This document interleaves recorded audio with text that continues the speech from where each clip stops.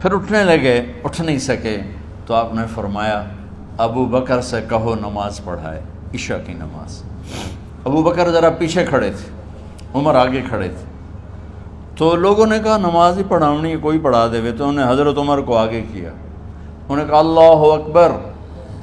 جب حضرت عمر کی تکبیر سنی تو آپ نے اندر سے زور سے فرمایا عمر کو پیچھے کرو، ابو بکر کو آگے کرو، میرے رب کا فرمان ہے میرے مصلی پر ابو بکر کے سوا اور کوئی کھڑا نہیں ہو سکتا۔ جمعرات کی عشاء، جمعہ ہفتہ اتوار کی 15 نمازیں اور پیر کی فجر کی 16 اور جمعرات والی 17 نمازیں ابو بکر نے پڑھائیں میرے نبی کی موجودگی میں۔ ہفتے کے دن ظہر یا عصر میں آپ علی و فضل بن عباس کے کندھوں پر ہاتھ رکھ کے مسجد میں داخل ہوئے اور ابو بکر نماز پڑھا رہے تھے۔ ادھر محسوس ہوا کہ اللہ کے نبی آ رہے ہیں، تو ابو بکر نے یوں پیچھے ہٹنا شروع کیا ایسے تاکہ مصلی سے ہٹ جائیں، تو آپ نے ایسے ہاتھ کا اشارہ فرمایا کہ کھڑے رہو، ہٹو نہیں، کھڑے رہو، تو وہ پھر آگے مصلی پر آ گئے۔ تو آپ تشریف لائے اور الٹے ہاتھ ابو بکر کے ساتھ بیٹھ کر آپ نے ظہر یا عصر کی 4 رکعت نماز ابو بکر کی امامت میں ادا فرمائی۔ یہ آپ کی آخری نماز تھی مسجد کے اندر امت کے ساتھ اور تشریف لے کے۔ جمعہ کا دن تھا، جبریل آئے، یا رسول اللہ مجھے اللہ نے بھیجا ہے کہ جاؤ میرے محبوب کا حال پوچھ کے آؤ۔ اللہ اکبر۔ تو آپ درد اور بخار دونوں چیزیں تھیں، سر کا درد بھی ہیوی ویٹ تھا اور بخار بھی، تپش۔ تو آپ نے کہا جبریل تکلیف ہے، تکلیف میں۔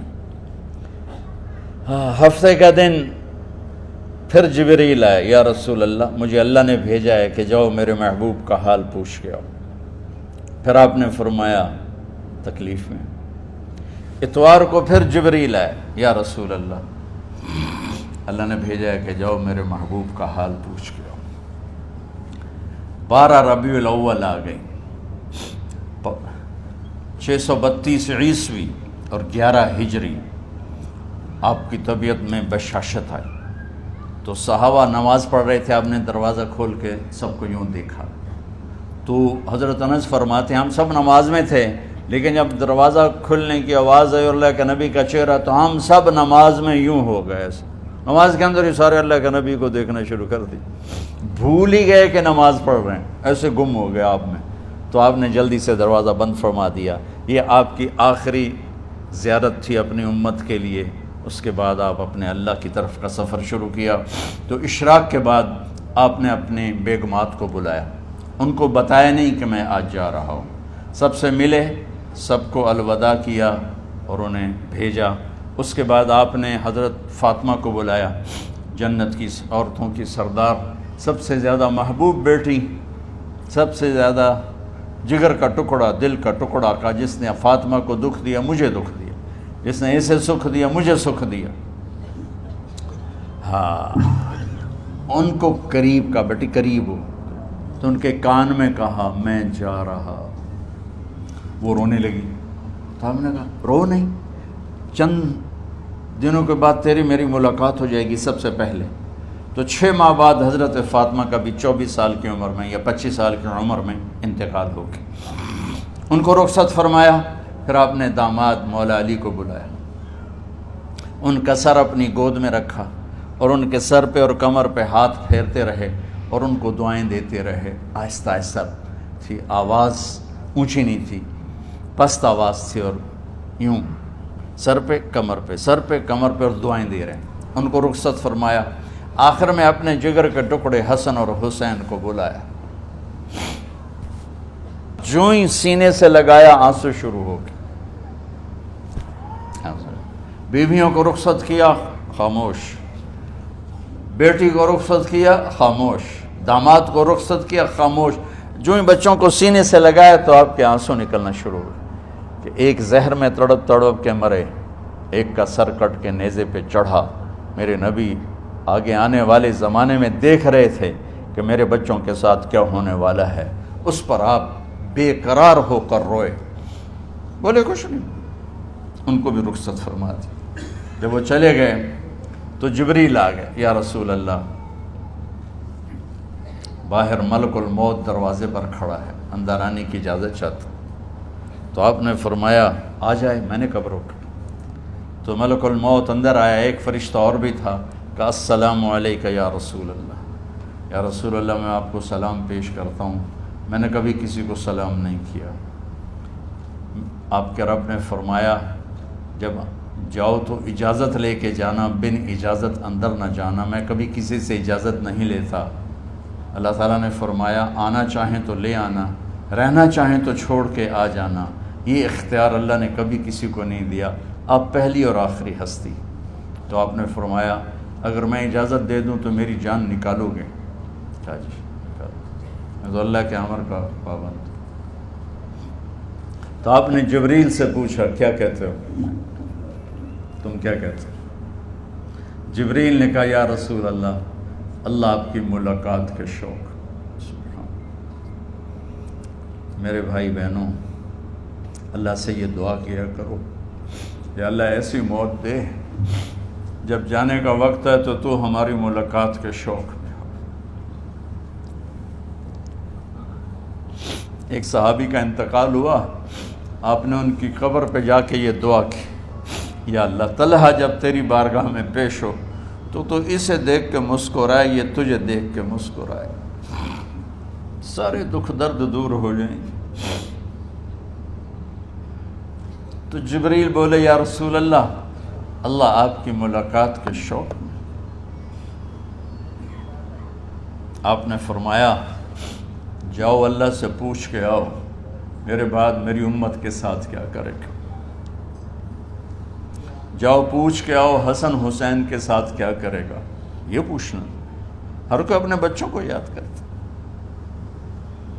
مرنے والے بچوں کو یاد کر، بچے میلاد۔ میرے والد اچانک ہارٹ اٹیک میں فوت ہو گئے تو ہماری بہنیں موجود نہیں تھیں، میری 2 بہنیں، تو میرے والد بار بار کہتے میری دھیاں مینوں ملا دیو، میری دھیاں مینوں ملا دیو۔ اور میرے نبی نے کہا میری امت کا مجھے بتاؤ پہلے کیا کرو گے۔ حسن حسین کا نہیں کہا، جن کو ذبح ہوتے بھی دیکھا، زہر میں تڑپتے بھی دیکھا۔ واہ یا رسول اللہ، آپ نے کیا وفا کی اور ہم نے کیا صلہ دی، سارے خنجر انہی کے سینے میں ہی اتار دیے، ہر تیر کھینچ کے آپ کے جگر کے پار کیا، ہر نافرمانی کا ٹھیکہ لے لیا۔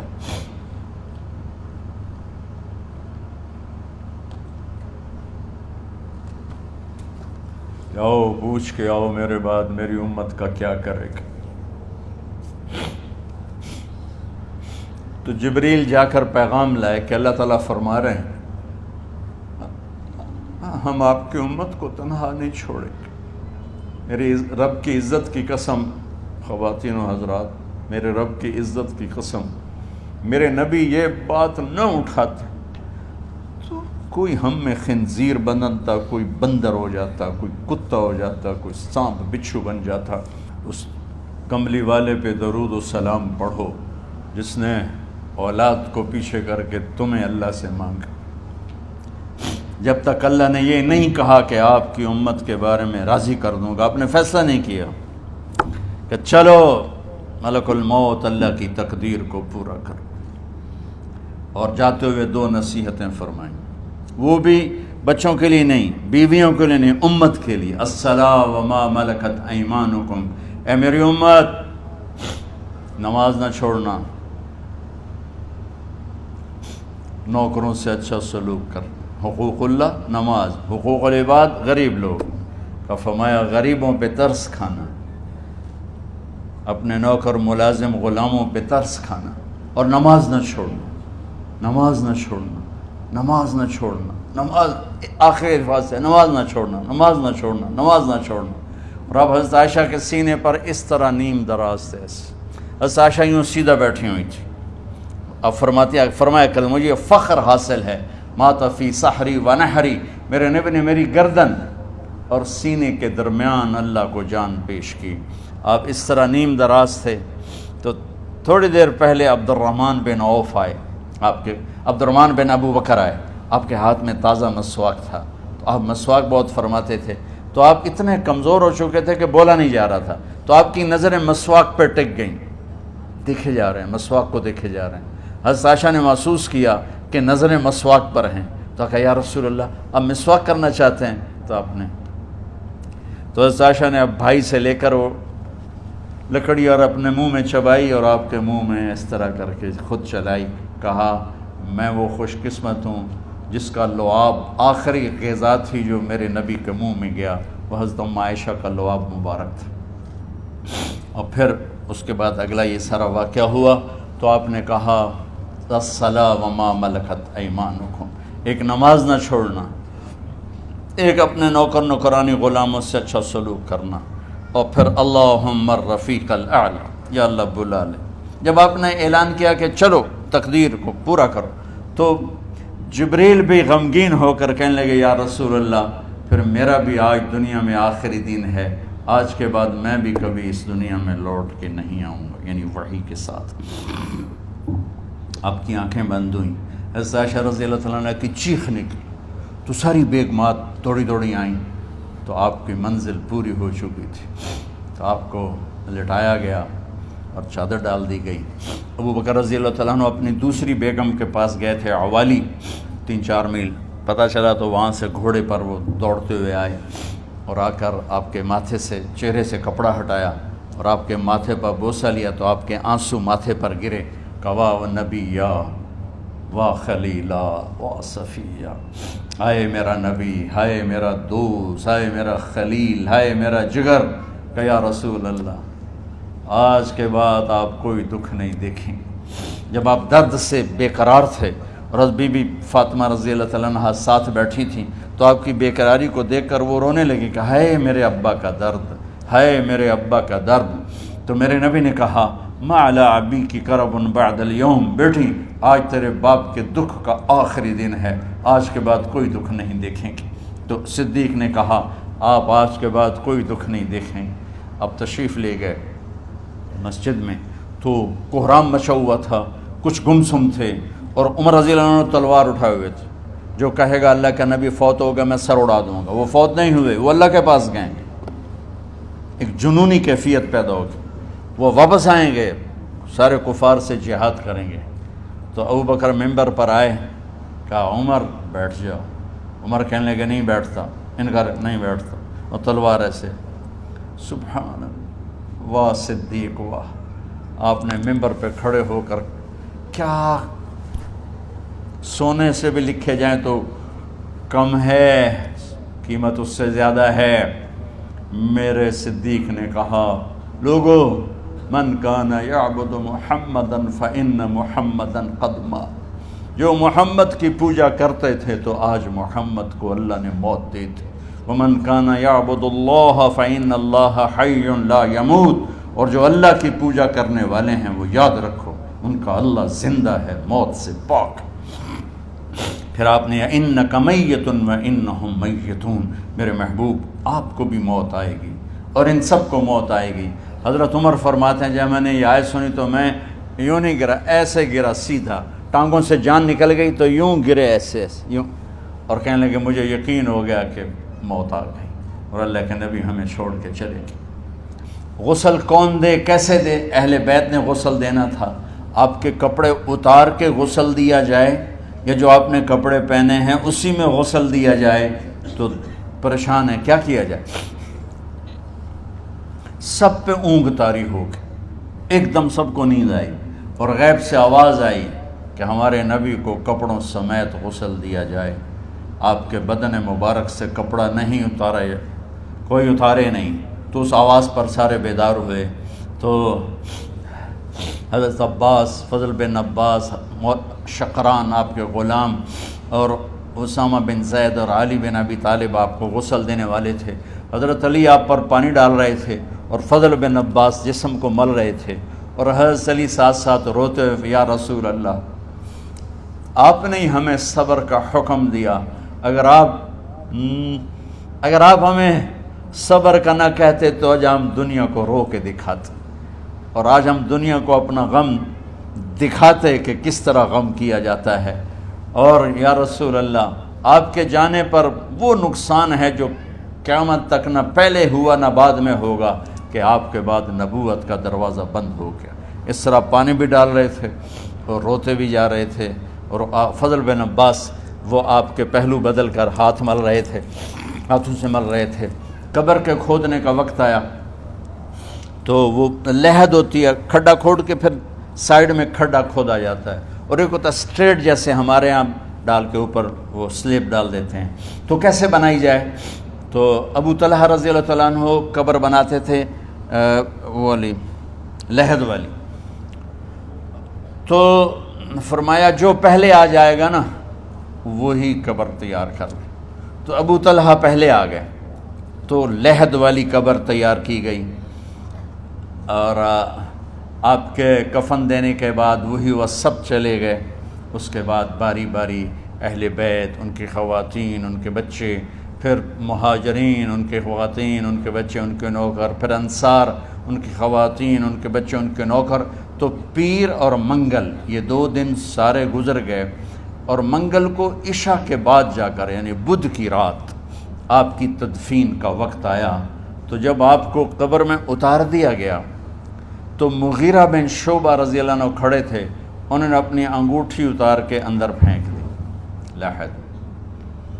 تو پھر کہنے لگے علی کہ میری انگوٹھی نیچے گر گئی ہے، اٹھا لوں۔ ایک بہانہ کیا نبی کو بوسہ لینے کا، انگوٹھی پھینک کر فرمانے لگے علی وہ میری انگوٹھی گر گئی ہے، اٹھا لوں۔ سب دیکھ رہے تھے کہ پڑی ہوئی کہاں اٹھا لو، تو انگوٹھی کیا اٹھانی تھی، نیچے جا کر اللہ کے نبی کو لپٹ کے اور دھاڑ دھاڑ رونا شروع کیا۔ سب صحابہ کی چیخیں نکال دی۔ انگوٹھی تو ایک بہانہ ہی تھا، آخری شخص جس کا جسم نبی کے جسم سے ٹچ ہوا وہ مغیرہ بن شعبہ ہے۔ تو پھر سب نے شور مچایا کہ باہر نکالو، باہر نکالو، باہر نکلو۔ باہر نکلے تو اینٹیں لگائی گئیں، پھر مٹی ڈالی گئی۔ تو جب واپسی ہوئی تو حضرت انس گزرے تو حضرت فاطمہ کھڑی تھیں، طابت نفوسکم ان حسیتم علی رسول اللہ التراب۔ انس کس جگر کے ساتھ تم نے نبی کو مٹی میں چھپا دیا، کس جگر کے ساتھ تم نے نبی کو مٹی میں چھپا دیا۔ اللہ سے ملا دے۔ قبر دیکھنے کو خوفناک ہے، اگر اللہ راضی ہے، جب کبھی قبر سے ڈر لگتا ہے، بہت ہی لگتا ہے، تو خیال آتا ہے اگر اللہ راضی ہے پھر تو مسئلہ ہی کوئی نہیں ہے، چونکہ اللہ نے اپنے محبوب کو بھی قبر میں اتارا۔ یہ نہیں کہا کہ ایک خوبصورت بیڈ روم بنا کے اس میں لٹا دو، کہا قبر میں اتارو۔ اگر اللہ راضی ہے تو مرنے والی ہو یا مرنے والا ہو تو مزے ہی مزے ہیں۔ یہ سارے دعا کرو کہ جب ہم دنیا سے جا رہے ہوں اللہ ہم پہ خوش ہو، اللہ ہم